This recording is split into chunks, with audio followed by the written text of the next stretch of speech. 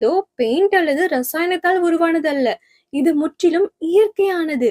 இதற்கு முக்கிய காரணம் மக்கரேனியா கிளாவிஜரா என்ற ஒரு அரிய வகை நீர்வாழ் தாவரம். இந்த செடிகள் பாறைகளின் மேல் ஒட்டிக்கொண்டு வளரும். சூரிய ஒளி இதன் மேல் படும்போது இந்த செடிகள் அடர் சிவப்பு மற்றும் இளஞ்சிவப்பு நிறத்தில் ஜொலிக்கும். மற்ற நிறங்கள் எப்படி வரும்?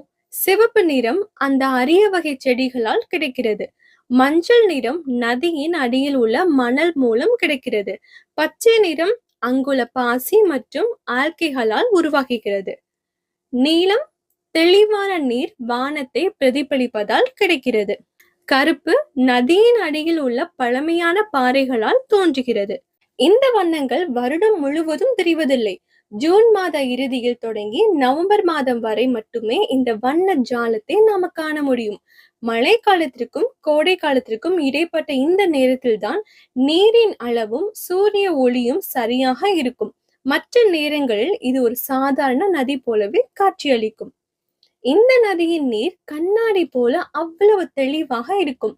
இதில் ஊட்டச்சத்துக்கள் மற்றும் படிவுகள் மிக குறைவாக இருப்பதால் சூரிய ஒளி ஆழம் வரை ஊடுருவி செல்லும். ஆச்சரியமான விஷயம் என்னவென்றால் சத்துக்கள் குறைவாக இருப்பதால் இந்த நதியில் மீன்கள் வாழ்வது மிக மிக அரிது. இயற்கை அன்னை நமக்காக ஒளித்து வைத்திருக்கும் எத்தனையோ ரகசியங்களில் இந்த கானோ கிறிஸ்டல்ஸ் நதியும் ஒன்று.